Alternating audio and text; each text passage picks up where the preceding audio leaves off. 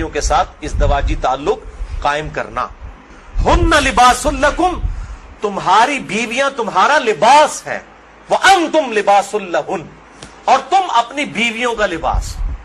اب یہ لباس میں نے جو پہنا ہوا ہے، اس لباس اور میرے جسم کا کوئی پردہ نہیں ہے. میاں بیوی کا آپس میں کوئی پردہ نہیں ہے، کیونکہ ایک دوسرے کا لباس ہے، ایک دوسرے کی عفت اور عصمت کی حفاظت کا ذریعہ بھی ہے، ایک وہ معنی بھی ہے، اور دوسرا اس حوالے سے پریکٹیکلی بھی وہ لباس ہے کہ میاں بیوی کا آپس میں کسی بھی چیز کا کوئی پردہ نہیں ہے. کسی حدیث کے اندر کوئی اس طرح کی چیز رپورٹ نہیں ہوئی. اس حوالے سے ایک مردود اور منقطع روایت پیش کی جاتی ہے، اور اس تابعی کا سما جو ہے وہ سیدہ عائشہ رضی اللہ تعالیٰ عنہا سے ثابت ہی نہیں ہے. سنن ابن ماجہ میں حدیث ہے 1922، مشکات میں 3123 ہے، لیکن مردود روایت ہے، منقطع ہے، کہ اما عائشہ رضی اللہ تعالیٰ عنہا کا بیان ہے کہ میں نے نبی صلی اللہ علیہ وسلم کی شرمگاہ کبھی نہیں دیکھی. لیکن یہ روایت ہی ضعیف ہے، جس کی بنیاد کے اوپر لوگوں نے اورل سیکس کے حوالے سے عجیب و غریب فتوے دیے اور کہا کہ جی میاں بیوی ایک دوسرے کی شرمگاہ کو نہیں دیکھ سکتے، یعنی وہ کہتے دیکھ ہی نہیں سکتے، اگلی بات تو آپ چھوڑ ہی دیں. تو یہ حدیث ہی بالکل جو ہے وہ منقطع ہے اور مردود روایت ہے، جس کی بنیاد پہ یہ پورے کا پورا ایک اسکول آف تھاٹ کھڑا کیا ہوا ہے. بھائیو، اسلام میں ایز سچ اورل سیکس کی کوئی ممانعت نہیں آئی، سوائے وہ قوم لوط والا جو اینل سیکس ہے اس کو ضرور ایڈریس کیا گیا. اس حوالے سے جتنی بھی باتیں کی جاتی ہیں وہ علماء کے فتوے ہیں، اور ظاہر ہے کہ جب فتویٰ ہوگا تو وہ ایکسپرٹ اوپینین ہے، وہ اجتہادی ایشو ہے، اس میں کوئی شخص بھی دلائل کے ساتھ کسی کے ساتھ اختلاف کر سکتا ہے، اور اس کو آپ کتاب و سنت کی نص کی طرح بالکل فائنل اتھارٹی نہیں مان سکتے. اس کے لیے دلائل دینے کی ضرورت ہوگی، زبانی کلامی نہیں کہ میرا دل نہیں مانتا، یہ چیزیں اس طریقے سے نہیں. بہرحال اورل سیکس کے حوالے سے میڈیکل ایشو ضرور ریزالو کرنا چاہیے، کیونکہ اس قرآن حکیم نے ہمیں دو ہی علوم بتائے ہیں، ایک ریویلڈ نالج جو وحی کا علم ہے، اور دوسرا acquired knowledge, the knowledge obtained through observations and experiments, science کا علم. ان دو میں سے اگر ایک علم بھی یہ چیز ویریفائی کر دے کہ اس طرح کا ایکٹ جو ہے صحت کے لیے نقصان دہ ہے، تو پھر اس کی اسلام میں اجازت نہیں ہوگی. مثال کے طور پر یہ جو یورینیم ہے، اگر آپ اس کو نیکڈ ہاتھ لگائیں گے تو سکن کینسر اس کی وجہ سے ہو سکتا ہے. یہ قرآن و حدیث میں نہیں موجود، لیکن سائنٹیفکلی پروف ہے. تو یہ اس کو پھر اس طریقے سے پریکٹس کیا جائے گا اور بچا جائے گا.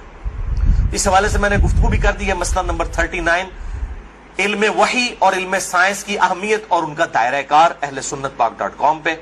بہرحال میں نے اشارتاً اب گفتگو کر دی ہے، عقل مند کے لیے اشارہ کافی ہے، اس میں مزید ڈیٹیل میں جانے کی ضرورت نہیں ہے. البتہ آخر میں سیکس کے اعتبار سے دو بڑے کریٹیکل ایشوز ہیں، ان کو ایڈریس کر دوں. بڑے دو اہم مسائل ہیں تاکہ کوئی تشنگی باقی نہ رہے. پھر بھی اگر کسی کی کوئی تشنگی باقی رہے، لیکچر کے اینڈ پہ پوچھ سکتے ہیں یا بعد میں بھی مجھے ای میل کر سکتے ہیں، mirza_95@yahoo.com. اور ای میل کے حوالے سے میں آج کل بڑی آزمائش سے گزر رہا ہوں. ای میلز جو ہیں وہ سینکڑوں ہزاروں تک پہنچ جاتی ہیں، اس لیے بعض کا 7-8 دن لگ جاتے ہیں میں جواب، یعنی پہلے تو ایک دن میں دے دیتا تھا، اب وہ ایک ہفتے سے بھی بڑھ جاتا ہے.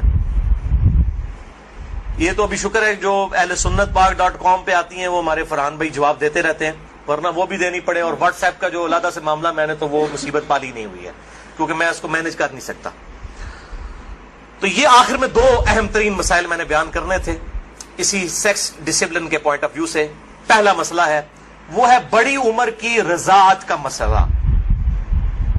یعنی اگر میں کھل کے بیان کروں کہ اگر کوئی مرد اپنی بیوی کے پستان سے دودھ پی لے تو کیا اس سے رضاعت ثابت ہوگی؟ کیا نکاح ٹوٹ جائے گا؟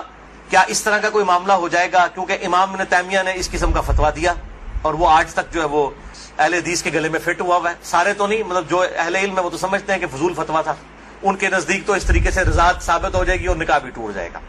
تو میں اس کو ایڈریس کرتا ہوں. صحیح بخاری اور صحیح مسلم کی متفق علیہ حدیث ہے. بخاری میں 5099 5099، مسلم میں 3568 3568، اور مشکات میں بھی ہے انٹرنیشنل نمبر کے مطابق 3161، کہ آپ صلی اللہ علیہ وسلم نے ارشاد فرمایا کہ جو رشتے دودھ کی وجہ سے، جو رشتے جو ہے وہ نسب کی وجہ سے حرام ہوتے ہیں، وہی رشتے دودھ پینے کی وجہ سے بھی حرام ہو جاتے ہیں. یعنی اگر دو مختلف ماں باپ والے بچوں نے کسی ایک کامن عورت کا دودھ پی لیا ہے تو اس عورت کی جو اولاد ہے وہ ان کے بہن بھائی بن جائیں گے دودھ کے رشتے کی وجہ سے. تو جس طریقے سے نسب جو ہے وہ حرمت والا رشتہ بنا دیتا ہے، اسی طریقے سے رضاعت کا رشتہ دودھ پینے کی وجہ سے بھی اسٹیبلش ہوتا ہے. اور وہ ایک دو بار دودھ پینے سے نہیں، وہ صحیح مسلم میں 3597 نمبر حدیث ہے، مشکات میں 3167 3167 کہ کم از کم 5 مرتبہ اگر کوئی عورت دودھ پلا دے کسی بچے کو تو پھر وہ بچہ جو ہے اس عورت کی جو ڈائریکٹ اپنی اولاد ہے اس کا وہ بہن بھائی بن جائے گا 5 دفعہ کم از کم. تو وہ محرمات ابدیہ میں داخل ہو جائے گا جن کا ذکر سورۃ النساء کی آیت نمبر 23 چوتھے پارے کی آخری آیت ہے سورۃ النساء آیت نمبر 23 میں. ہمیشہ کے لیے جو حرمت والے رشتے ہیں یعنی ماں باپ کے ساتھ، اس طریقے سے دادی دادا، اس طریقے سے چچا تایا ماموں، یہ سارے رشتے جو حرمت والے ہیں وہ اسی ایک آیت کے اندر بیان ہوئے ہیں سورۃ النساء آیت نمبر 23. بھائیو اس حوالے سے جو احادیث کچھ پیش کی جاتی ہیں کہ اگر کوئی عورت پیالے میں اپنا دودھ نکال کے کسی مرد کو پلا دے تو وہ اس کے ساتھ حرمت والا رشتہ اس کا اس طریقے سے بن جائے گا، تو وہ اس کے لیے محرم ہو جائے گی. تو وہ احادیث منسوخ ہیں اور ان کی ناسخ حدیث صحیح بخاری اور صحیح مسلم دونوں میں موجود ہے. اب امام ابن تیمیہ ان حدیثوں کے اوپر عمل کر کے انہوں نے فتویٰ دے دیا کہ اگر کوئی مرد اپنی بیوی کا دودھ پی لے تو نکاح بھی ٹوٹ گیا، ہمیشہ کے لیے وہ حرام ہو گئی. اور یہ سارا معاملہ، حالانکہ یہ حدیث موجود ہے بخاری اور مسلم دونوں میں. صحیح بخاری میں انٹرنیشنل نمبر کے مطابق 5102، صحیح مسلم میں 3606 اور مشکات میں 3168 3168 کہ نبی صلی اللہ علیہ وسلم نے ارشاد فرمایا الرضاعۃ من المجاعہ کہ جو رضاعت کا رشتہ ہے یہ بھوک کی عمر تک ہے. جب بچہ بھوک کی عمر میں دودھ مانگتا ہے، یعنی زبان سے نہیں وہ مانگ سکتا، بھوک کی عمر تک رضاعت کا رشتہ رہتا ہے. اور وہ قرآن حکیم میں 2 سال بتائی گئی ہے دودھ چھڑانے کی عمر.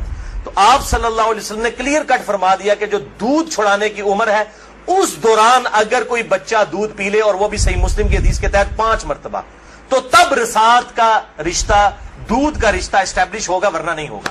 تو اب جو بڑا مرد ہے وہ تو 2 سال کا تو نہیں ہے. تو اس میں ظاہر ہے کہ بالکل امپلائڈ ہے کہ اگر کوئی اس طرح کا معاملہ کر لیتا ہے تو نہ رضاعت قائم ہوگی اور نہ میاں بیوی کا آپس میں کوئی نکاح ٹوٹنے والا معاملہ ہوگا. دوسرا اہم مسئلہ آج کا آخری وہ ہے میرے بھائیوں عزل کا ایشو، یا ماڈرن لینگویج میں کنڈوم کا استعمال. عزل عربی میں کہتے ہیں الگ ہو جانے کو، یعنی جب میاں بیوی ازدواجی تعلق قائم کریں، ڈسچارج کے وقت وہ الگ ہو جائیں، اس کو کہتے ہیں عزل. اور اسی کی ماڈرن فارم جو ہے وہ کنڈوم ہے. فیملی پلاننگ کے پوائنٹ آف ویو سے بھی استعمال کرتے ہیں. اس میں کوئی شک نہیں ہے کہ مفلسی کے ڈر سے فیملی پلاننگ کرنا اسلام میں قرآن حکیم کی آیات کی روشنی میں اس کی کوئی گنجائش موجود نہیں ہے، قطعاً حرام ہے. لیکن اگر عورت کی صحت کا ایشو ہو یا اولاد کی تربیت کے پوائنٹ آف ویو سے کسی کے لیے کوئی ریسٹرکشن ہو، وہ معاملہ الگ ہے، اس کے اوپر وہ والا فتویٰ نہیں لگے گا. اور اس کے ثبوت میں 3 حدیثیں پیش کروں گا، تینوں صحیح بخاری اور صحیح مسلم سے. لیکن اس میں یاد رکھیں کہ جو لوگ اس حوالے سے مرد اپنی نس بندی کروا لیتے ہیں، یعنی سیکچولی ڈسیبل ہو جاتے ہیں ہمیشہ کے لیے، جان بوجھ کے میڈیکلی کروا لیتے ہیں، یا عورتیں اپنی یوٹرس نکلوا دیتی ہیں، اگر کوئی بیماری یا کینسر والا ایشو نہ ہو وہ الگ بات ہے کہ جی تاکہ جی ہمیشہ کے لیے معاملہ اسٹیبلش ہو جائے، یہ قطعاً حرام ہے اور بدعت کبریٰ ہے. یہ اللہ کی شریعت کو بدلنا ہے، اللہ کی تخلیق کو بدلنا ہے. سورۃ النساء نمبر 119 کے تحت یہ قطعاً حرام اور شیطانی فعل ہے. کوئی مرد جو ہے اپنے آپ کو خصی کروا لے، یا کوئی عورت اپنی یوٹرس اور ہم جو ہے وہ حمل کا جو ذریعہ ہے اس کا رحم اس کو نکلوا دے. البتہ عزل جو ہے اس کی اجازت ہے. اس کانٹیکسٹ میں 3 حدیثیں ہیں، تینوں بخاری اور مسلم سے. پہلی حدیث صحیح بخاری میں 5208، مسلم میں 3561 اور مشکات میں 3184 ہے کہ جابر بن عبداللہ کہتے ہیں رضی اللہ تعالیٰ عنہ کہ قرآن حکیم نازل ہو رہا تھا اور ہم اپنی بیویوں کے ساتھ عزل کیا کرتے تھے. اللہ تعالیٰ نے قرآن حکیم میں اسے منع نہیں فرمایا، اور جب نبی صلی اللہ علیہ وسلم کو ہمارے بارے میں خبر پہنچی کہ ہم عزل کرتے ہیں، یعنی بیویوں کے ساتھ جب صحبت کرتے ہیں تو ڈسچارج کے وقت الگ ہو جاتے ہیں تاکہ اولاد نہ ہو، تو نبی صلی اللہ علیہ وسلم نے بھی ہمیں منع نہیں فرمایا. نبی پہ تو واجب ہوتا ہے منع کرنا. اور یہ جابر بن عبداللہ وہ ہیں جو 74 ہجری میں فوت ہوئے ہیں. آپ صلی اللہ علیہ وسلم کے بعد بھی 62 ایئرز تک، 62 سال تک زندہ رہے ہیں، اور بخاری اور مسلم کی کئی احادیث کے راوی ہیں. اور 7 سب سے زیادہ 7 احادیث روایت کرنے والے صحابہ میں سے یہ ایک ہے، جابر بن عبداللہ انصاری رضی اللہ تعالی عنہ وعلیہ السلام. تو وہ کلیئر کٹ کہہ رہے ہیں نہ قرآن میں اس کی حرمت آئی، نہ نبی صلی اللہ علیہ وسلم نے ہمیں عزل کرنے سے منع کیا. دوسری حدیث بھی بخاری اور مسلم کی متفق علیہ حدیث ہے. بخاری میں 4138، مسلم میں 3544، مشکات میں بھی موجود ہے 3186، کہ صحابہ کہتے ہیں کہ ہم اپنی لونڈیوں کے ساتھ صحبت کیا کرتے تھے اور پھر ہم عزل کر لیا کرتے تھے. تو ہم نے نبی صلی اللہ علیہ وسلم سے عرض کیا کہ ہم اس طریقے سے عزل کرتے ہیں، الگ ہو جاتے ہیں، ہم نہیں چاہتے کہ ہماری لونڈیوں سے اولاد ہو. تو آپ صلی اللہ علیہ وسلم نے فرمایا کہ کیا حرج ہے کہ اگر تم اپنی بیویوں کے ساتھ عزل نہ کرو، کیونکہ جس جان نے دنیا میں آنا ہے قیامت تک کے لیے وہ تو آ کر رہے گی. لیکن آپ نے منع نہیں فرمایا، آپ نے فرمایا جتنے مرضی ہیلے بازی کر لو، جتنے معاملات مرضی کر لو، جس جان نے دنیا میں آنا ہے اس نے آنا ہے. اور وہی اگلی حدیث ہے تیسری صحیح مسلم میں 3556، مشکات میں 3885. ایک صحابی نے عرض کیا کہ ہمیں یہ چیز ناپسند ہے کہ ہماری لونڈیوں سے اولاد ہو. تو آپ صلی اللہ علیہ وسلم نے فرمایا کہ پھر تم اپنی لونڈیوں کے ساتھ عزل کر لیا کرو. اس حدیث میں ہے کہ آپ نے خود کہہ دیا کہ کر لیا کرو اگر تم چاہو. پھر آپ نے ساتھ ہی فرمایا لیکن جو جان مقدر ہے دنیا میں آنا وہ آ کر رہے گی. یہی ہوتا ہے، وہ جناب وقفے کرتے رہتے ہیں، اکٹھے ہی 3 بچے ہو جاتے ہیں، پھر سارے کے ساتھ وہ کہتے ہیں پتہ ہی نہیں چلا. پتہ تو نہیں چلے گا، ظاہر ہے یہ معاملات تو اللہ کے ہیں. اور آپ کو بتاؤں یہ جو اولاد والا معاملہ ہے یہ خالصتاً اللہ تعالیٰ نے اپنے پاس رکھا ہے. کئی پیغمبر ہیں جو بے اولاد ہیں، اور سورہ شورا کے آخری رکوع میں آیا اللہ تعالیٰ جسے چاہتا ہے بیٹے دیتا ہے، جسے چاہتا ہے بیٹیاں دیتا ہے، جسے چاہتا ہے دونوں دیتا ہے، جسے چاہتا ہے بے اولاد رکھتا ہے. نبی صلی اللہ علیہ وسلم کی ساری بیویاں بے اولاد ہیں سوائے حضرت خدیجہ کے، یا ایک سیدہ ماریہ ہیں، ان سے ایک بیٹے ابراہیم پیدا ہوئے، وہ بھی فوت ہو گئے. آپ کی ساری اولاد حضرت خدیجہ سے ہے، باقی آپ کی بیویاں جتنی ہیں وہ بھی بے اولاد ہیں. کیا ان کو اولاد کی تمنا نہیں ہوگی؟ سیدہ عائشہ کو، سیدہ حفصہ کو ہوگی، لیکن یہ ایکسکلوسیو اللہ تعالیٰ کا ڈیسیجن ہے. تو آپ صلی اللہ علیہ وسلم نے فرمایا کہ جو جان مقدر ہے وہ آ کر رہے گی. پھر کچھ عرصے کے بعد وہ صحابی حاضر ہوئے اور کہا یا رسول اللہ میری لونڈی جو ہے وہ تو امید سے ہے، حاملہ ہو گئی ہے. آپ نے فرمایا میں نے تجھے کہا نہیں تھا کہ جو اولاد مقدر میں ہے وہ آ کر رہے گی، اس کو کوئی نہیں روک سکتا. تو یہ چیزیں یعنی انسان اگر سمجھتا ہے رک جائے تو ایسا نہیں. لیکن یہ یاد رکھیے یہ لونڈیوں والا معاملہ ہے جو آزاد عورت ہے، کیونکہ ہماری بیویاں تو لونڈیاں نہیں ہوتی ہیں، تو آزاد عورتیں ہیں. آزاد عورت کے ساتھ عزل کرنے کے لیے بیوی کی اجازت کی بھی ضرورت ہے. مرد اپنی مرضی سے یہ ڈیسیژن نہیں کر سکتا. یہ ساری احادیث لونڈیوں سے ریلیٹڈ ہے. آزاد عورت اور بیویوں کے معاملے میں میاں بیوی دونوں کا راضی ہونا ضروری ہے. لہذا اس حوالے سے صحیح مسلم سے ایک حدیث جو پیش کی جاتی ہے اور کچھ اور روایتیں کہ عزل کرنا گویا کہ زندہ بچے کو گاڑ دینا ہے یا اولاد کا قتل ہے، وہ تمام احادیث کراہت کے اوپر مبنی ہے یا پھر وہ منسوخ تصور کی جائیں گی ان احادیث کی روشنی میں. اور الحمدللہ اسی پہ امت کا اجماع ہے. عزل کے جواز کے سب لوگ قائل ہیں، جس کی ماڈرن فارم جو ہے وہ کنڈوم کا استعمال ہے. لیکن اگر ایک دفعہ پریگنینسی آئیڈینٹیفائی ہو جائے، خواہ ایک دن کی ہو، لوگ پوچھ رہے ہوتے ہیں جی علیحدہ 40 دن ہی گزرے نا جی، 40 دن کے اندر ایک دن کی بھی پریگنینسی ہو، اس کو ضائع کروانا قطعاً حرام گناہ کبیرہ ہے، اولاد کا قتل ہے، خواہ ایک دن کی ہو. کوئی اس میں نہیں ہے جی چوتھے مہینے روح ڈالی جاتی ہے. بھائی چوتھے مہینے روح ڈالی جاتی ہے تو اس سے پہلے کیا ہوتا ہے؟ بچہ بڑا تو ہو رہا ہوتا ہے. وہ روح کے ساتھ زندگی کا ایشو اور ہے، روح کے بغیر بھی ایک زندگی ہے، وہ ایشو اور ہے. وہ بھی تو بچہ جو ہے ایک ایمبریو سے ایک جو ہے وہ جنین سے معاملات بڑھتے بڑھتے آگے جاتے ہیں، تو وہ بھی ایک زندگی ہے. روح کے ساتھ ایک اور زندگی ہے، روح کے بغیر بھی زندگی اس کے اندر موجود ہے. اسی لیے اگر مردہ بچہ بھی پیدا ہو تو راجح قول جامعہ ترمذی اور ابو داؤد کی حدیث کے تحت یہی ہے کہ اس کا جنازہ بھی پڑھایا جائے گا. اور لوگ کہتے ہیں جی زندہ پیدا ہوگا تو پھر پڑھایا جائے گا. مردہ بھی پیدا ہو ماں کے پیٹ میں تو وہ زندہ ہی تھا نا، ایگزسٹ تو کرتا تھا نا. تو افضل قول یہی ہے کہ اس کا جنازہ پڑھا جائے گا. تو یہ میرے بھائیوں کچھ اس حوالے سے چیزیں تھی جو میں نے بیان کر دی. البتہ اگر کسی عورت کی زندگی موت کی کشمکش بن جائے، اس صورت میں اگر وہ پریگنینسی کا بھی ضائع کروا دیتی ہے پھر اس پہ شرعی گرفت نہیں. لیکن زندگی موت کی کشمکش اس سے کم پہ نہیں، صحت کا معاملہ نہیں، بیوی کمزور ہے یہ معاملہ نہیں، واقعی زندگی موت کی کشمکش بن جائے تو پھر وہ اسی طریقے سے جو سورۃ النحل کے اندر آیا کہ اس وقت تو اگر کوئی کلمہ کفر بھی کہہ دے اور دل میں ایمان ہو تو اللہ تعالیٰ گرفت نہیں فرمائے گا. اور اس حوالے سے ہمارے پڑوسی ملک انڈیا کے اندر آج سے کئی سال پہلے، تقریباً 15 سال پہلے کی رپورٹ ہے کہ روزانہ 3000 بچیاں روزانہ 3000 بچیاں ماں کے پیٹ کے اندر ہی پریگنینسی ان کی ضائع کر دی جاتی ہے جب یہ پتا چلتا ہے کہ یہ بچیاں ہیں. یعنی قرآن اگر کہتا ہے نا بچیوں کو دفن کرنا یہ گناہ کبیرہ ہے، تو یہ گناہ آج تک چل رہا ہے. بیسک ہیومن انسٹنکٹ تو بدلی نہیں ہے نا. 3000. اسی وجہ سے انڈیا میں مردوں کی تعداد عورتوں سے زیادہ ہے. ویسے آپ حیران کن بات آپ کو بتاؤں، اس سال پاکستان کی رپورٹ بھی آئی ہے. پہلے پاکستان میں 52% عورتیں تھیں اور 48% مرد تھے، لیکن اب مردوں کی پرسنٹیج عورتوں سے پاکستان میں بھی بڑھ گئی ہے، اور اس کی مین ریزن ہی یہی ہے. یہ بہت بڑا گناہ ہے اور اللہ تعالیٰ پالنے والا ہے. 1901 کے اندر، یعنی جب 20ویں صدی کا آغاز ہوا، 1 ارب آبادی تھی. پھر اللہ تعالیٰ نے سائنس کی ترقی کرائی، انسان نے بیماریوں کا کنٹرول اس فزیکل فینومینا آف نیچر سے سیکھ لیا، اور اس وقت 1901 میں کہا جاتا تھا کہ 2001 کے اندر اگر دنیا کی آبادی ڈبل ہو گئی نا تو روٹی نہیں کوئی کسی کو ملے گی. اس وقت 1 ارب تھی 100 سال پہلے، یا آج سے 116 سال پہلے. تو 100 سال کے بعد 2 ارب آبادی نہیں ہوئی ہے، 3 ارب بھی نہیں ہوئی، 4 ارب بھی نہیں ہوئی، 5 ارب بھی نہیں، 6 ارب بھی نہیں، 7 ارب آبادی ہو چکی ہے. لیکن زمین نے اپنے خزانے اگل دیے. آپ جدھر جائیں، میں قسم سے منڈی سے گزرتا ہوں، اتنا فروٹ ہے ختم نہیں ہوتا. اس وقت موچی جوتیاں بناتے تھے، آج چائنا نے مشینوں کے اوپر اتنی جوتیاں بنا دی ہیں کہ دنیا میں 6 ارب انسان، اگر ہر انسان 10-10 جوڑے بھی خرید لینا وہ ختم نہیں ہوتے. تو سائنس نے ترقی کی ہے. جس زمین سے 40 من گندم نکلتی تھی، آج 400 من نکل رہی ہے، 10 گنا زیادہ. امریکہ لاکھوں ٹن گندم ہر سال پیسیفک اوشن میں، بحر الکاہل میں ضائع کر دیتا ہے. ایکسیسو پیدا ہوتی ہے. انٹرنیشنل مارکیٹ میں گندم کی پرائس کو کنٹرول کرنے کے لیے لاکھوں ٹن گندم ضائع کی جاتی ہے. ایکسیسو پیدا ہو رہی ہے. تو اللہ تعالیٰ نے ترقی بھی کروا دی اس اعتبار سے.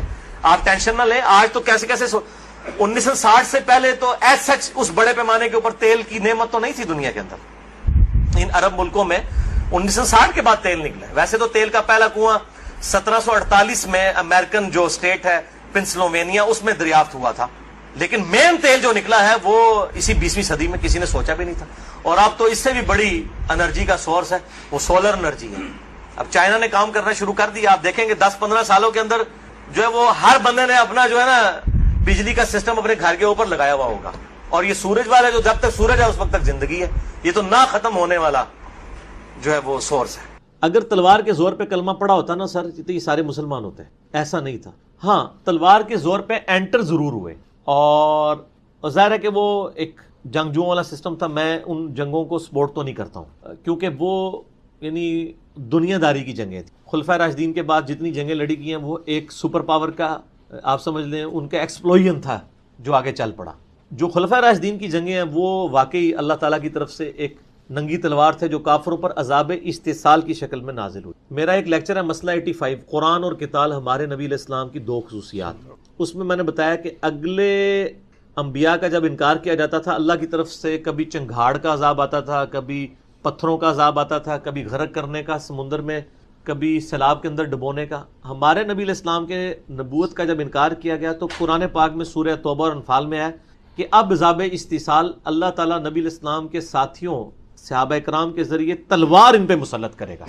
اس لیے سورہ توبہ میں ہے نا کہ جب یہ 4 مہینے گزر جائیں جہاں کافروں کو پاؤ قتل کرو جو کافر اس ایریے کے ہیں یا وہ جزیرہ نما عرب چھوڑ کے چلے جائیں. یہی اگر صحابہ تلوار نہ اٹھاتے تو آسمان سے پتھر برسنے تھے. یہ نبی علیہ السلام کی خصوصیت ہے. اسی طریقے سے حضور کا معجزہ بھی پچھلے انبیاء سے مختلف ہے. باقیوں کے تو ٹینجیبل معجزات ہوتے تھے، ہمارے نبی کا قیامت تک کے لیے نبوت تھی، معجزہ بھی قیامت تک کے لیے. انا نحن نزلنا الذکر وانا لہ لحافظون. اس قرآن الذکر کو ہم نے نازل کیا، ہم اس کی حفاظت کرنے والے ہیں. اس لیے میرا لیکچر ہے قرآن اور قتال ہمارے نبی کی 2 خصوصیات، مسئلہ 85 صلی اللہ علیہ وآلہ وسلم. تو یہ تلوار کی تو ہم نے رومن اور پرشین امپائر کو جو بدماشی کر رہی تھی، لوگوں سے اپنی عبادت کرواتے تھے بادشاہ، ان کا استحصال کرتے تھے، ان کو اکھاڑنے کے لیے تلوار استعمال ہوئی نا. اس میں وحید الدین خان صاحب انڈیا کے ہیں تو انڈیا کی کتاب پڑھ لیں سر. مولانا وحید الدین خان صاحب کی کتاب ہے اسلام دور جدید کا خالق. انگلش میں ایک کتاب ہے دا گاڈ ارائزز، جس میں انہوں نے بتایا کہ تلوار اٹھانی پڑی اسلام کو رومن اور پرشین امپائر کو اکھاڑنے کے لیے تاکہ مذہبی جبر ختم ہو. وہاں بادشاہ کا مطلب تھا وہ خدا بھی ہے. فرعون کے سامنے جادوگروں نے جب کلمہ پڑھا قتل کروا دیا. آج آپ ٹرمپ کے سامنے قرآن بھی پڑھے وہ بھی ایسے کر کے سنے گا، سنتا ہے، اس کے سامنے تلاوت ہوئی ہے. آپ امریکہ میں اسٹریٹ دعوت دیں کوئی آپ کو نہیں کہے گا. فرعون کے دربار میں کوئی سوچ سکتا تھا؟ تو یہ مذہبی جبر اسلام نے ختم کیا. اس لیے میں کہتا ہوں فریڈم آف ایکسپریشن جو آج دنیا ویل کر رہی ہے نا، یوٹیوب یا فیس بک کے ذریعے، اس کا خالق اسلام ہے۔ اور دوسرا فائدہ کیا ہوا، جو لوگ پتھروں کی، چاند سورج کی عبادت کرتے تھے، انہوں نے کبھی سوچنا تھا ہم چاند پہ پہنچ سکتے ہیں؟ جب اسلام نے کہا یہ تو مخلوقات ہیں یار، ان کی کیا اوقات ہے، کریٹر کو پوچھو، پھر ان کے دماغ میں آیا کہ ہم چاند پہ پہنچ بھی سکتے ہیں۔ اس لیے وہ ڈرتے نہیں سر۔ گوروں کے چھوٹے چھوٹے بچے اکیلے کمرے میں سوتے ہیں، وہ نہیں ڈرتے چیزوں سے، یہ ڈر سارا ادھر ہی ہے، کیونکہ وہ اب اس چیز سے باہر آ چکے ہیں، اس فریڈم آف ایکسپریشن کی وجہ سے۔ یہ جو بخاری کی حدیث میری انہوں نے مس کوٹ کی ہے، ایک کانٹیکسٹ میں تھی، یہ صحیح بخاری میں 4108 نمبر حدیث ہے۔ حضرت معاویہ رضی اللہ تعالیٰ عنہ جب تحکیم کے مسئلے کے بعد مدینہ شریف آئے، وہاں پہ انہوں نے خطبہ دیا کہ تم میں سے جو کوئی خلافت کے بارے میں خواہش رکھتا ہے اپنا سر اٹھائے، میں اس کے باپ سے زیادہ خلافت کا حقدار ہوں۔ ابن عمر کی طرف اشارہ کیا انہوں نے۔ ابن عمر جب مجمع چھٹ گیا تو ابن عمر کو ایک تابعی کہتا ہے آپ نے حضرت معاویہ کو جواب کیوں نہیں دیا؟ یعنی حضرت عمر کی توہین کر رہے تھے، وہ عمر جس نے یرموک میں رومن امپائر گرائی ہے، اور شام کے گورنر حضرت معاویہ ان کی وجہ سے ہیں، اور آج وہ یہ کہہ رہے ہیں آ کے۔ تو حضرت ابن عمر نے کہا میں نے ارادہ کیا کہ میں معاویہ کو ادھر ہی جواب دوں کہ تجھ سے اور تیرے باپ سے زیادہ خلافت کا حقدار وہ ہے جس نے تجھے اور تیرے باپ کو اسلام کی خاطر ان سے قتال کیا، ان کو مار مار کے اسلام میں داخل کیا تھا۔ مار مار کے اسلام میں داخل کرنے سے مراد یہ نہیں ہے کہ ان کو کہا تھا کلمہ پڑھو، اس میں وہ میں نے محاورتاً الفاظ تھے، اصل الفاظ اس کے اندر یہ ہیں کہ تجھ سے اور تیرے باپ سے اسلام کی خاطر جنگ کی تھی، جب تم اسلام کے مخالف بنے ہو تو ان کو جنگ کرنی پڑی۔ تو وہ لوگ یعنی حضرت علی ہوں یا حضرت عمر، وہ تو تم لوگوں کو اس وقت کر چکے ہیں تم سے قتال جب تم دونوں کافر تھے، باپ بیٹا، معاویہ بھی اور ابو سفیان بھی رضی اللہ تعالیٰ عنہما، اور آج تم آ کے کہہ رہے ہو ہم زیادہ خلافت کے حقدار ہیں۔ تو وہ انہوں نے وہ جملہ اٹھایا کہ جی وہ مار مار کے صحابہ بھی لوگوں کو مار مار کے مسلمان کرتے تھے، وہ یہ نہیں، وہ یہ ہے کہ وہ ان کے خلاف کھڑے ہوئے۔ اگر وہ مار مار کے کرتے تھے تو سر آپ کوئی مار رہا ہے آپ کو؟ آج بھی مسلمان کو ایگزسٹ کر رہے ہیں نا آپ کے ساتھ۔ کبھی کسی نے تلوار کے نوک پہ کسی کو کلمہ پڑھایا ہے؟ یا ادھر چھوڑ دیں، آپ پاکستان میں آ جائیں سر، پاکستان میں ہزاروں ہندو ہیں، کسی ایک کو بھی ہم نے تلوار کے زور پہ کلمہ پڑھایا؟ حالانکہ سب سے اسٹرانگ سٹیٹ اس وقت مسلمانوں کی جذباتی ڈاکٹرائن پہ چلنے والی پاکستان ہے، لیکن کسی کا بھی عیسائی کو کلمہ پڑھایا ہے یہاں پہ کسی نے؟ یہ بالکل جھوٹے دعوے ہیں۔ اگر ایسا ہوا تھا، اور پچھلے ہم 100-150 سال سے تو غلامی کی زندگی گزار رہے تھے، پچھلے 300 سال سے، اور سب زیادہ اسلام اسی دور میں پھیلا ہے، تو تلوار کے زور پہ پھیلا ہے؟ ایسا نہیں ہوا۔ تو یہ انہوں نے آؤٹ آف کانٹیکسٹ کوٹ کیا، یہ بالکل کانٹیکسٹ ڈفرنٹ تھا۔ وہ یہ بتانا چاہ رہے تھے کہ حضرت عمر رضی اللہ تعالیٰ عنہ نے قتال کیا تھا کافروں کے ساتھ اسلام کی خاطر، اور آج تم لوگ اسلام قبول کر کے بعد میں آ کے تو پہلی پوزیشن حاصل کرنا چاہتے ہیں، تو یہ بات غلط ہے۔ اور اس کے ثبوت میں ایک اور حدیث بھی ہے جو میں نے کربلا والے ریسرچ پیپر میں بھی لگائی ہوئی ہے، صحیح مسلم کی ایک حدیث ہے جو 1258۔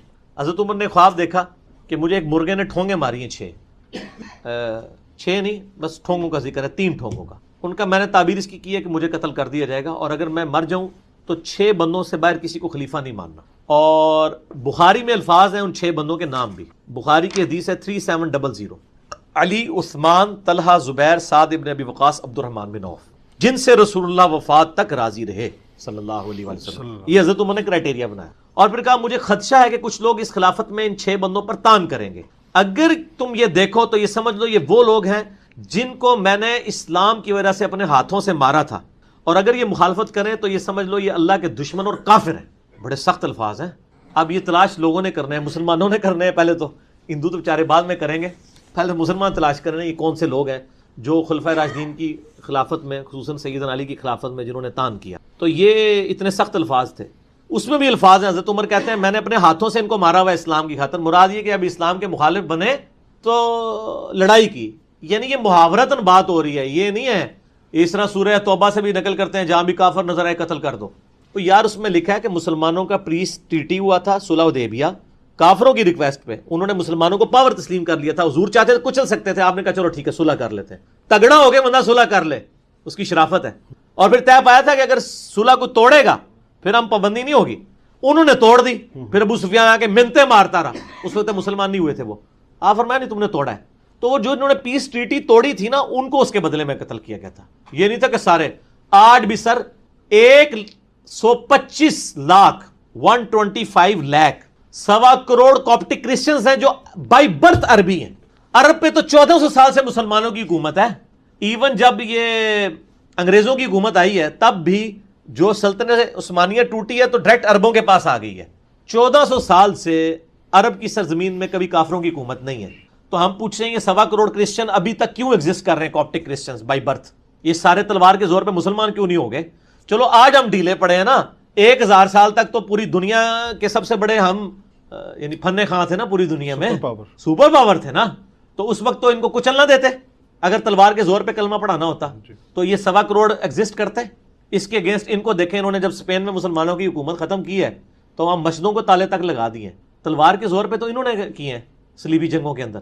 تو یہ بالکل غلط الزام ہے, اور یہ میرا کلپ آؤٹ آف کانٹیکسٹ لوگوں نے چڑھایا ہوا ہے, اور وہ ظاہر کانٹیکسٹ بھی اس طرح کلیئر نہیں. اب میں نے آج بریف کر دیا بہت زیادہ, تو جو جہاں کہیں بھی اس طرح کی کوئی چیز ہو تو اس کا ایک کلپ کاٹ کے آپ اس کے ساتھ کر دیں, اس کی بھی تصویر لگا کے تھوڑا سا ایک بنا کے نا اس کو فران میں یہ بھی کلپ بنانا ہے, یہ بھی نوٹ کر لیں بس. تو میری آج کی گفتگو انشاءاللہ اس میں کور ہوگی. ان بھائی نے ہندو جو صاحب ہیں, ان صاحب نے اپنے ایمفسائز کیے 5000 سال پرانے دھرم کو, جو کہ ایک پرائڈ کے طور پہ لیا. کیا سوال یہ ہے کہ کیا ہم مسلمان in comparison with Jewish and Christian religion, جو کہ سیم ہے کہ خدا تو جا کے ایونچولی ایک ہی ہوتا ہے, تو کیا وہ ہم پہ یہ اس چیز کا پرائڈ کر سکتے ہیں یا وزن رکھتے ہیں؟ ہاں دیکھیں, یہ 5000 سال والی بات مجھ سے اسکپ ہو گئی تھی. 5000 سال والی جو بات ہے نا, ہم بھی کہتے ہیں کہ یہ 5000 سال پرانا ہی ہے. ہم پوچھتے ہیں وہ 5000 سال سے پہلے جو دھرم تھا وہ کون سا تھا؟ اسلام ہی تھا نا. جی.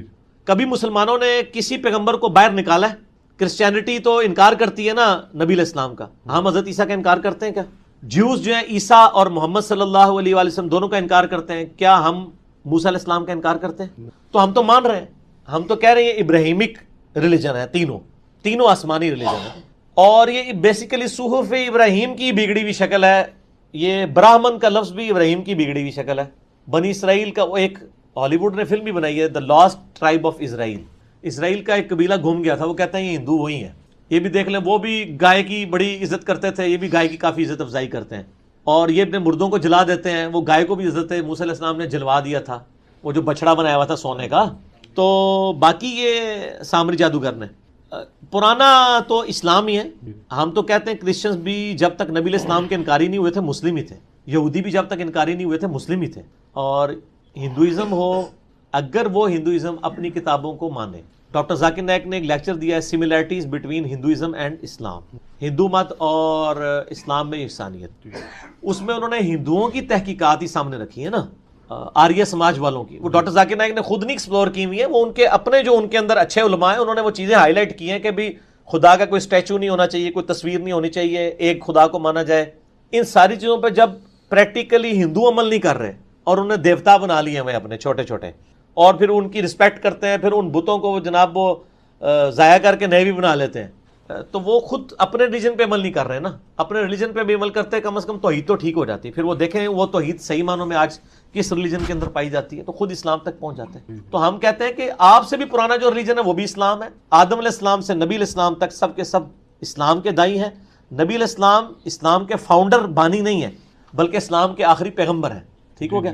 اسی لیے آپ دیکھتے ہیں کہ مسلمان اپنے آپ کو کبھی بھی محمدن نہیں کہتے. یہ انگریزوں نے ہمارا نام محمدن رکھا ہے.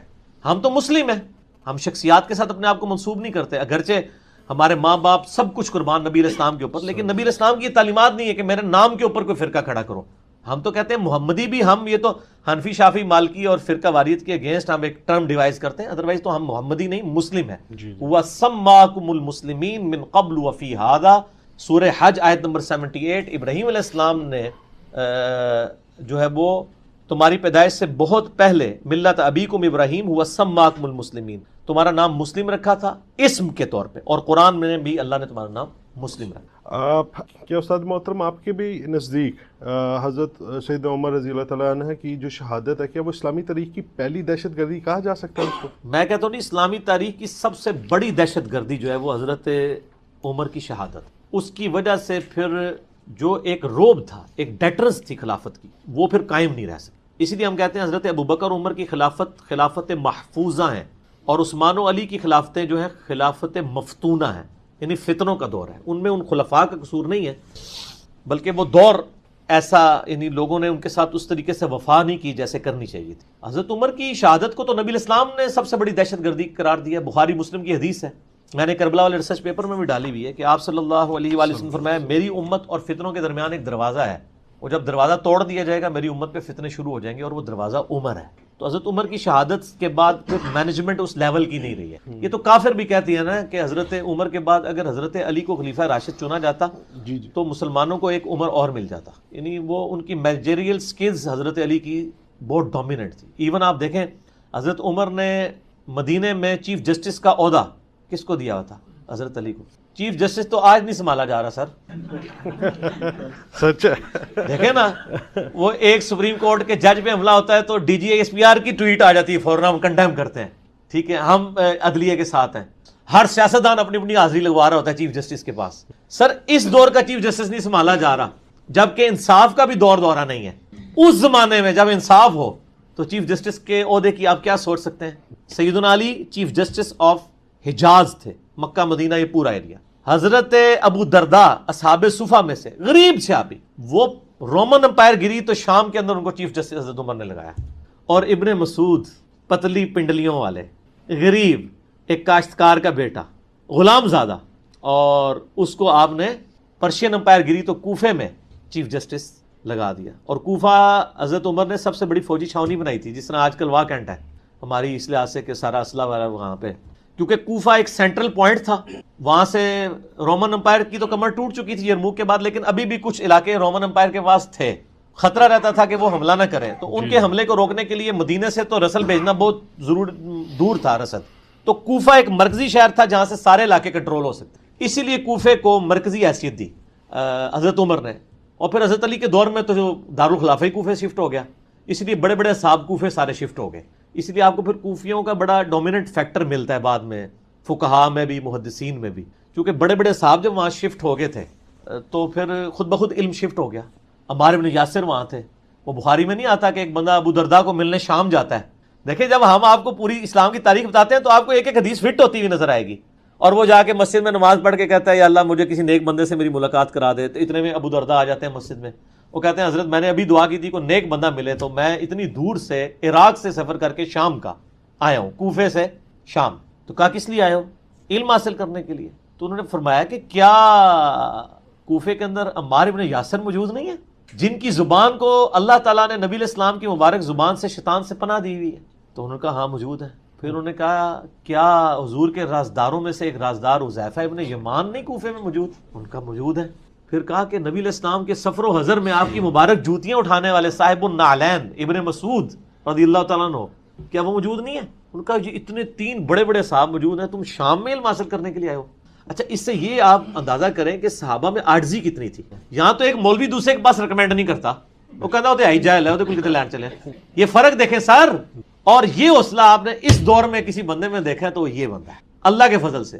کبھی گامدی صاحب کی بات ہوتی ہے تو میں کہتا ہوں یار یہ مسئلہ جا کے گامدی صاحب سے ڈسکس. کبھی حدیث کا کوئی پرابلم آتا ہے تو میں کہتا ہوں جا کے غلام مصطفیٰ زہیر صاحب سے سند پہ ڈسکشن, ان کی فیلڈ ہے. تو ہم تو حوصلہ رکھتے ہیں اللہ کے فضل سے. ہم صحابہ کرام کے اس پیٹرن کو فالو کرنے والے ہیں کہ جس کی جو ایکسپرٹیز ہے اس کو آپ ایڈمائر کریں اور اس کی وہ تعریف کریں. تو یہ صحابہ کرام میں حوصلہ تھا.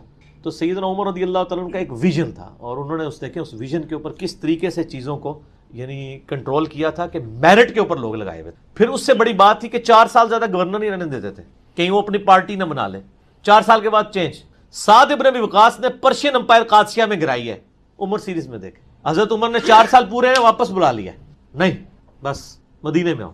وہ کہہ سکتے تھے میں نے فتح کیا ہے, میری قربانی ہے. سر یہ ریٹ آف دی گورنمنٹ تھی, کسی کی مجال نہیں تھی کہ وہ سماوتات تھی. اسی تو کہا گیا نا قتل کر دیا جائے گا جو امیر المومنین کے خلاف بغاوت کرے, کیونکہ یہ سماوتات چل نہیں سکتا. حضرت علی نے جنگ صفین اس لیے تو لڑی ہے کہ اگر میں خلیفہ ہوں تو معاویہ کس طرح کہے گا کہ میں معزول نہیں ہوتا جب میں اس کو معزول کر رہا ہوں. تو سماوتات تھی. قرآن میں قتال کرو ایسے لوگوں کے ساتھ جو حکمران وقت کے کو ایکسیپٹنس نہ دیں, پھر بھی وہ حضرت علی جیسا حکمران ہو. تو یہ ریٹ آف دی گورنمنٹ کو قائم کرنے کے لیے سب کچھ کیا, حضرت علی نے بھی کیا, حضرت عمر. اور یہ آپ کو پتہ ہے شیعہ نے اعتراض بھی کیا تھا کہ معاویہ تو حضرت عمر ان کو اوپر لے کے آئے, تو اصل میں تو نعوذ باللہ کلپریٹ وہ ہیں. تو میرا اس کے اوپر بھی ایک کلپ چڑھا ہوا ہے کہ حضرت معاویہ کی خوش قسمتی کہہ لیں یا دوسرے والی قسمتی کہہ لیں کہ وہ حضرت عمر کی زندگی میں ان کے 4 سال پورے نہیں ہوئے تو حضرت عمر کی شہادت ہوگی. اس کے بعد 11 سال حضرت عثمان کے ان کو مل گئے, اور باقی مزید ایریا بھی مل گئے. حالانکہ حضرت علی نے مشورہ دیا تھا کہ یہ کام نہ کریں, اور وہ میں دیکھ لیں بعد میں مسلمانوں کے لیے ایک مسئلہ بن گیا. وہ کیا مسلمانوں کے لیے آج تو ہم کہہ سکتے ہیں بہت بڑا مسئلہ بنا نا, اس زمانے میں تو مسئلہ صرف مینجمنٹ ایشو کا تھا نا, آج تو ہم دیکھ رہے ہیں فرقے بن چکے. تو یعنی میرا دل تو بڑا کوڑتا ہے یقین. میں جب محرم میں ماتم دیکھ رہا ہوتا ہوں اور یہ پنجے اور زنجیر زنی اور یہ عجیب و غریب خرافات دیکھ رہا ہوتا ہوں نا, تو میں سوچتا ہوں کہ کاش حضرت معاویہ علی کی بیعت کر لے، آج یہ امت یہ دن نہ، میں تو یہ سارے کے سارے معاملات میں نا وہ، بلکہ ایک وہ میں نے ان کو اگلے دن بتایا، ایک جرمن رائٹر ہے، اس نے کہا ہے کہ ہمارا بس چلے تو حضرت معاویہ کے مجسمے ہم اپنے علاقوں میں لگائیں، کہ جن کی وجہ سے مسلمانوں کی جو خلافت راشدہ کا نظام جو کہ ہر ایک چیز کو کچلتا جا رہا تھا وہ تھم گیا۔ یہ تو کہتا ہے نا فتوحات ہوئی، فتوحات کرنا کیا، فتوحات تو چنگیز خان نے بھی بہت کی ہیں، جی فتوحات سے کیا فرق پڑتا ہے؟ اصل میں اسلامک سسٹم تھا کہ نہیں؟ وہ آپ میرا کلپ دیکھ لیں، رپلائی ٹو مولانا الیاس قادری اور حضرت معاویہ رضی اللہ تعالیٰ۔ تو یہ تو کافر بھی مان رہے ہیں کہ اسلامک سسٹم ابو بکر عمر عثمان علی پہ ختم ہو گیا، بعد میں یہ تو ڈاکٹر اقبال کہہ رہے ہیں کہ اللہ ہمیں ملک دے تو ہم اسلامی ملوکیت کا جو داغ ہمارے چہروں پہ ہے خلفائے راشدین کے بعد ہم وہ دھو سکیں۔ عرب امپیریلزم کا ہے انہوں نے، آل امیہ آل عباس کو، خالی مجھے آل امیہ سے کچھ نہیں، ڈاکٹر اقبال ہزار انہوں میں تو نہیں پڑھایا، اور انجینئر صاحب نے کلپ تری تو ویکھے ہوئے، یہ 5B تو نہیں سی ڈاکٹر اقبال نے پڑھایا، انہوں نے پتہ، انہوں نے کیوں پتہ لگا کہ ایک ہی ہے؟ تو وہ کہتے ہیں ہم مجسمے لگائیں، کہ وہ جو ڈاکٹر اقبال بھی کہتے ہیں نا، تھمتا نہ تھا کسی سے سیل رواں ہمارا، ٹھیک ہے، یعنی ہم تو اس طریقے سے پھیل رہے تھے کہ یہ اس سونامی کے آگے کو بند نہیں تھا باندھ سکتا، لیکن وہ پھر کمر ایسی ٹوٹی کہ وہ سسٹم بعد میں ایکسپلوژن ہوا ہے سپر پاور کا۔ مسلمانوں کی حکومت ضرور بنی ہے، اسلامی حکومت کمزور ہوئی ہے۔ خلفائے راشدین تک اسلامی حکومت بھی تھی اور مسلمانوں کی حکومت بھی، اگرچہ مسلمانوں کی حکومت اس کے بعد ملٹی پلائی ہوئی ہے لیکن اسلامی نہیں رہی ہے، اسی وہی محلات بننے شروع ہو گئے، وہی عیاشیاں شروع ہو گئیں، وہی عورتیں، وہی لونڈیاں، اور وہی سارا پورا سسٹم شروع ہو گیا ملوکیت والا، بادشاہت والا۔ اسی لیے تو آج ہم یعنی وہ ہم صرف ایک اس کو یاد ہی کرتے ہیں اپنی حکومت کی وجہ سے، ادروائز کوئی کہے گا جی میں خود مغل ہوں، میں کیا فخر سے کہہ سکتا ہوں کہ مغلوں نے جو یہاں حکومت کی ہے وہ اسلامی تھی، اور ہمارے ہی پرکھ تھے ٹرک بھی، یعنی سلطنت عثمانیہ میں سے یہ نکلے ہوئے نا، ٹرکی بھی، ہلاکو خان کی ساری آگے سے اولاد، کیا وہ ہم فخریہ کہہ سکتے ہیں کہ سلطنت عثمانیہ جو اسلامی تھی؟ نہیں، مسلمان تھی، اسلامی نہیں تھی۔ اسلامی نظام تو پھر وہ گراوٹ کا شکار ہی خلفائے راشدین۔ آپ کی اس جرت اور بے باکی کی جو خصوصیت ہے اس کو ایک فضیلت پچھلے بزرگوں پہ ویسے ہی حاصل ہو چکی کہ ان کے 500-700 سال پرانے جو بزرگ ہیں ان کی تو تصدیق کے اوپر جھگڑے ہو رہے ہیں نا کہ انہوں نے یہ کہا یا نہیں کہا۔ آپ کی تو انشاءاللہ ٹیکنالوجی جو ہے وہ تصدیق کرے گی، کوئی بالکل ٹیکنالوجی بھی تصدیق کر رہی ہے، اور دوسرا یہ ہے کہ آپ کو پرانے راویوں کے بارے میں نا جرح و تعدیل کے اپوزٹ کامنٹس ملتے ہیں، کوئی کہتے ہیں یہ تھا، کوئی کہتے ہیں وہ تھا۔ سر ہماری ویڈیوز جب لوگ دیکھیں گے لوگوں کو پتہ چل جائے گا وہ کیا تھا۔ جی میں ابھی پتہ چل رہا ہے، جو کلپ چڑھاتے ہیں نا اس کے نیچے جب لوگ ان کی کامنٹس میں کلاس لیتے ہیں نا، وہ کمنٹس تک ڈیلیٹ کر کے بلاک بھی کرنے پڑ جاتے ہیں ان کو، تو وہ اللہ کا شکر ہے اصل میں لوگ اب گھاس کھانا چھوڑ گئے، بہت عرصہ گھاس کھلائی ہے نا جی۔ ہر عروج کو زوال آتا ہے سر، جیسے انہوں نے عروج پایا ہے اور اسلام کے ساتھ جو کچھ کیا ہے اس ایک خاص طبقے نے، تو اس کو بھی تو زوال آنا تھا نا، آہیں مظلوموں کی سنی جانی تھی نا، اور بڑے رائٹ ٹائم میں۔ اور اس سے آپ دیکھیں اس میں آپ کو کوئی عددی یعنی طاقت کی ضرورت نہیں ہے، اس میڈیا نے ایک بندے کو اس طرح 1 مین آرمی بنا دیا ہے کہ ایک جناب 15x50 کے ہال کے اندر بیٹھ کے 70-80 یا 100 بندوں کے سامنے بیٹھ کے بات کر رہا ہے، اور 7 بر اعظموں میں لاکھوں لوگوں تک وہ بات پہنچ رہی ہے۔ یہ تو سوچ بھی نہیں سکتے، یہ لکھا ہوتا 10x10 کا کمرہ نہیں ہے، یہ ناپیا میں کئی دفعہ، یہ 15x50 ہے، میں بھائی قالین دے پیسے بھرے نے، مجھے پتا ہے 10x10 کا کمرہ نہیں ہے، بڑا مہنگا قالین پیا ہوا ہے، یہ 15x50 ہے، ٹھیک ہوگا جی 15.5، عثمان بھائی کہہ رہے 15.5۔ آخر میں 2 لیکچرز اپنے کوٹ کروں گا۔ مسئلہ نمبر 101 ہے خلافت و ملوکیت صحیح مسئلہ خروج اور فکر حسین حق پرستی کی علامت ہے، جس میں میں نے اہل تشیع کا مقدمہ اہل سنت کی عدالت میں پیش کیا، اور دوسرا لیکچر ہے مسئلہ نمبر 162A، مولا علی علیہ السلام کے 5 خطبات نہج البلاغہ سے ان کی روشنی میں خلافت راشدہ کے 30 سال، جس میں میں مولا علی کے 5 خطبات پیش کیے، سنیت کا مقدمہ اہل تشیع کی عدالت میں پیش کیے۔ یہ 2 لیکچر ضرور سنیں، اور سر ہمارا ایک ریسرچ پیپر بھی تو ہے نا، ٹھیک ہو گیا نا جی۔ یہ میرے بھائیوں میرا ریسرچ پیپر ہے واقعہ کربلا کا حقیقی پس منظر، 72 صحیح الاسناد احادیث کی روشنی میں اہل سنت کی مین سٹریم کی کتابوں بخاری، مسلم، ابو داؤد، ترمذی، نسائی، ابن ماجہ، اکثر احادیث بخاری اور مسلم سے ہیں۔ 200 روایتیں میں نے جمع کی ہیں، اردو میں بھی، عربی میں بھی، پہلے عربی میں لکھا ہے، پھر اردو، پھر انگلش، پھر ہندی، فارسی اور بنگالی میں بھی کام ہو رہا ہے۔ PDF تو اویلیبل ہے فری ہماری ویب سائٹ اہل سنت پاک.com پہ۔ 72 کا ٹائٹل میں نے شہدائے کربلا کی نسبت سے لکھا، ورنہ حدیثیں اس میں کتنی ہیں 200۔ مثلا 33 نمبر پہ غدیر خون کی حدیث کے 8 طرق میں نے جمع کیے ہیں، تو اس طرح 200 روایتیں ہیں۔ یہ میرے بھائیوں جب آپ ریسرچ پیپر پڑھیں گے نا، مفت ڈاؤن لوڈ کریں اہل سنت پاک.com میں، بکس اینڈ ریسرچ پیپرز میں جائیں، اور اس کو پڑھنے کے بعد آپ کو اندازہ ہو جائے گا کہ حقائق کیا ہیں، خلفائے راشدین کون ہیں وہ پتہ چلے گا، شہادت عثمان کے جعلی اسباب نہیں، اصلی اسباب آل امیہ خود. او جی ایک عبداللہ ابن سبا نے مت مار دی تھی، میں نے بخاری مسلم سے بتایا اصل اسباب کیا تھے. جنگ جمل صفین نہروان پہ مولا علی کی حقانیت اور صلح حسن اور اس کی شرائط، حضرت معاویہ کے دور ملوکیت، یزید کی ولی عہدی اور اس کے بعد سیدنا حسین کی شہادت، یہ سب کچھ کور ہے کامنٹس کے ساتھ، نہیں صرف حدیثیں ہیں. جھوٹی تاریخ آل امیہ اور آل عباس کی حکمرانوں کی لکھوائی بھی نہیں ہے. ٹھیک ہے جی، یہ صحیح الاسناد احادیث ہیں الحمدللہ، اور دور حاضر کے بڑے بڑے محدثین کی تحکیم لگی ہوئی ہے. شیخ زبیر علی زئی، شیخ البانی، شیخ آرنوت، شیخ سلیم اسد، غلام مصطفیٰ ظہیر اور باقی محدثین کی تحکیم ہے. آپ اس کو فری ڈاک بھی اپنے گھر منگوا سکتے ہیں الحمدللہ. ہماری تو آج کل ایوریج ماشاءاللہ 70 کے قریب ڈاک روزانہ کی جا رہی ہے فری. ایک ایک کاپی ہم فری دیتے ہیں، زیادہ منگوانی ہو تو نو پروفٹ نو لاس پہ آپ رابطہ کر سکتے ہیں، پھر ہم باقی اکیڈمی کے خرچے میں اپنے پیسے ڈال لیتے ہیں اس حوالے سے. یہ آپ ڈاک میں یہ اور باقی ریسرچ پیپر منگوانے کے لیے ہمارے عثمان بھائی سے رابطہ کریں. ان کا نمبر ہے 0321590162. ٹھیک ہے، باہر سے کریں گے تو +92-321-5900-162 0321-5900-162. لیکن کال کی ٹائمنگ ہے صبح 9 سے لے کر 12:30 تک، یہ آج کل کر لیں ذرا، پہلے آ گئی زور، اور شام کو عصر سے مغرب. اس کے علاوہ ان کو تنگ نہ کریں، ان کو ویسے موبائل بند بھی رکھتے ہیں یہ، تو اس کے علاوہ رابطہ نہ کریں. ان اوقات میں کریں، اپنا ٹیکسٹ بھیج دیں، انشاءاللہ آپ کے گھر ڈاک آ جائے گی. فون بھی کرنے کی ضرورت نہیں ہے، آپ ٹیکسٹ بھیج دیں، اور ان کے ٹیکسٹ کا انتظار نہ کریں گے اوکے کا میسج کریں گے. ان کے موبائل میں جب میسج آ گیا تو انشاءاللہ پوری ذمہ داری سے کریں گے. ہوتا یہ کہ ڈاک بھیجتے ہیں نا، تو کئی لوگوں نے پہلے ڈاک منگوانے کا ان کو ایکسپیرینس نہیں ہوتا، ان کے علاقے میں ڈاک آتی نہیں ہوتی، وہ صرف ڈاکخانے تک آتی ہے. تو آپ اپنے ڈاکخانے سے رابطہ کریں.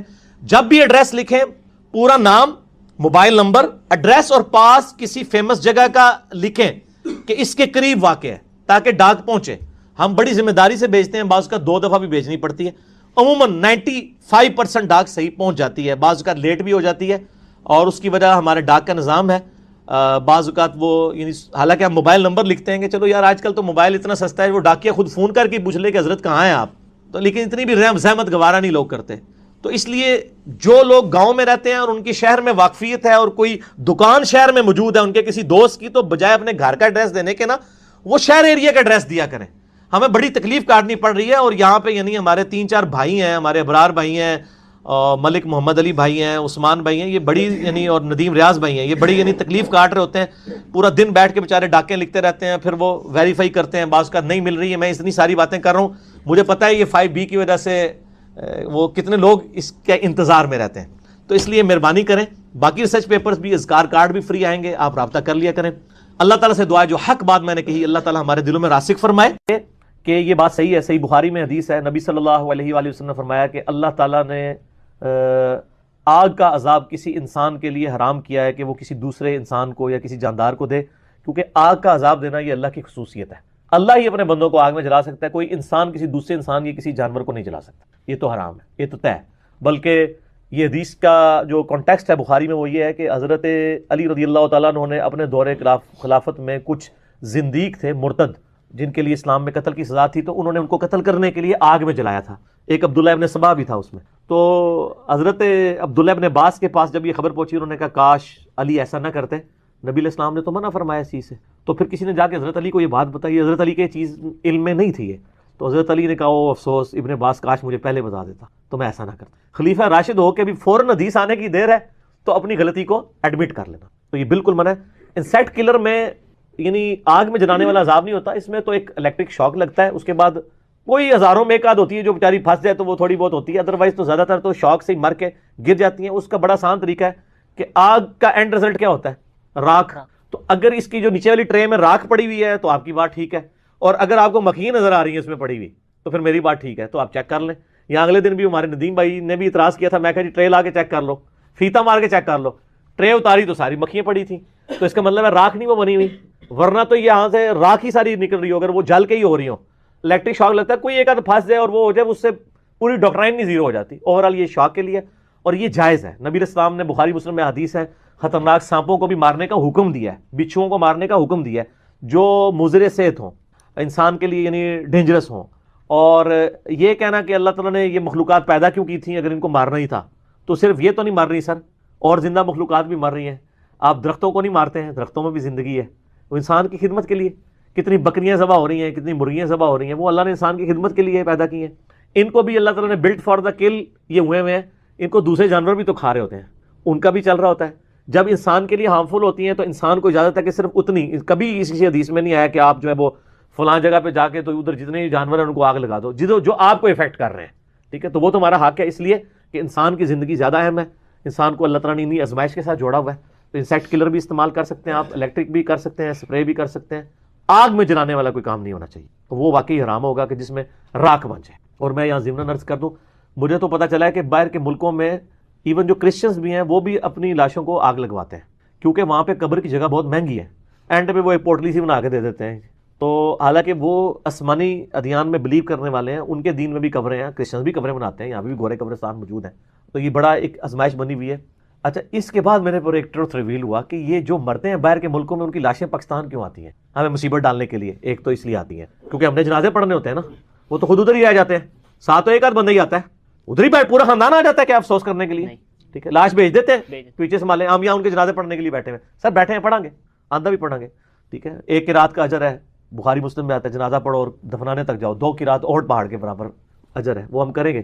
لیکن مجھے بعد میں چلا اچھا وہ قبریں مہنگی ہیں جناب, اور بہانے بنائے ہوئے ہیں جی وہ اصلی جو کافروں کے قبرستان ہوتے ہیں. یہ تو کوئی تفریق ہی نہیں اسلام میں. یہ آپ کو کس نے کہانی کروا دی ہے؟ صحابہ کرام کی جو بقیہ حرکت میں قبریں ہیں, منافقین کی قبریں بھی ادھر ہی ہیں. اسلام میں تو کہیں نہیں ہے آپ نے کافروں اور مسلمانوں کا قبرستان الگ کر دینا ہے. وہ قبرستان